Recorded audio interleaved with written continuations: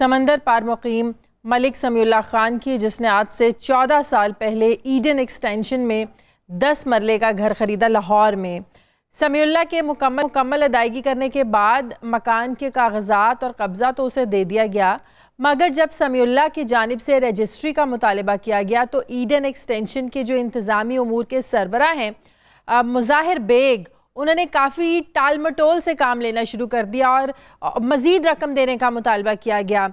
پھر جب سمیع اللہ نے زائد رقم بھی ادا کر دی تو پھر سوسائٹی کی جانب سے باقاعدہ جو رجسٹری ہوتی ہے وہ 23 دسمبر 2006 کو سمیع اللہ کی اہلیہ کے نام پر رجسٹری بھی کروا دی گئی،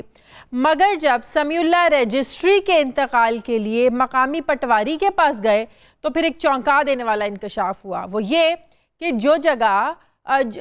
وہ جگہ جو ایڈن ہاؤسنگ سوسائٹی اپنی ملکیت ظاہر کرتی ہے وہ نہ تو ایڈن سوسائٹی کی ملکیت ہے، نہ ہی پھر سمیع اللہ کی، بلکہ کسی تیسری پارٹی کی ملکیت ہے۔ اس اراضی پر سوسائٹی اور جو تیسری پارٹی ہے اس میں تنازعہ چل رہا ہے۔ متاثرہ شخص کے سوسائٹی انتظامیہ سے رابطہ کرنے پر کوئی بھی مؤثر جواب نہیں ملا، جبکہ ٹال مٹول کا جو سلسلہ تھا یہ مزید بڑھتا چلا گیا اور آج تک جو متاثرہ شخص ہے اس کے ساتھ یہی سلوک روا رکھا جا رہا ہے۔ سمیع اللہ نے چودھری سرور جو سابق گورنر پنجاب ہیں ان کو بھی ان کے دور میں خط لکھا تھا، مگر ان کی کوئی سنوائی نہیں ہو سکی۔ بجائے اس کے کہ سوسائٹی انتظامیہ ان کی کوئی دادرسی کرتی، الٹیاں دھمکیاں دینا شروع کر دی۔ دوسری جانب ترجمان نیب لاہور کے مطابق ایڈن ہاؤسنگ کیس میں میرٹ پر تحقیقات کی جا رہی ہیں۔ ڈی جی نیب لاہور کے ایک بیان کے مطابق ایڈن انتظامیہ کے خلاف باقاعدہ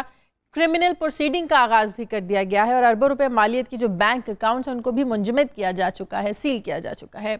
اور فریز کیا جا چکا ہے۔ اور ایڈن ہاؤسنگ انتظامیہ کے ملک سے ممکنہ فرار کو مد نظر رکھتے ہوئے وزارت داخلہ نے ایڈن انتظامیہ کے نام